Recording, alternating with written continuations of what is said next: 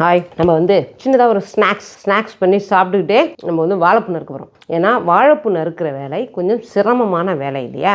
அதனால நம்ம என்ன செய்யறோம்னா, இங்கே பாருங்க, கைக்குத்தலை ஒரு கெட்டியாக உள்ள தேங்காய் சக்கரை போட்டு ஒரு சின்னதாக ஒரு ஸ்நாக்ஸ் பண்ணி வச்சாச்சு. இதை சாப்பிட்டுக்கிட்டே நம்ம வந்து வேலை பார்ப்போம்.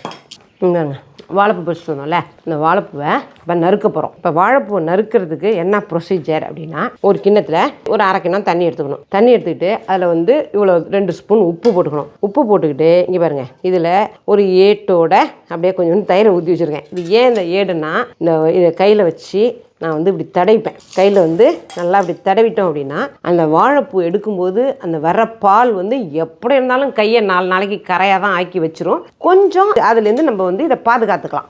இப்போ வந்து இதை வந்து நம்ம இப்படி பண்ணி வச்சுக்கணும். வாழை சம்மந்தமாக வாழைத்தண்டு வாழைப்பூலாம் நறுக்கி போட்டோம் அப்படின்னா, அந்த மோரும் உப்பும் சேர்ந்த அதில் தான் நறுக்கி போடுவாங்க. அப்போ வந்து இதில் உள்ள அந்த துவர்ப்பு தன்மை கொஞ்சம் குறையும் அப்படிங்கிறதுக்காக தான் அந்த ஏற்பாடு. பாருங்க, ஃபஸ்ட்டு இப்படி மடலாக பிரித்து வச்சுங்க. ரொம்ப சுலபமாக இதை நம்ம பண்ணிடலாம்.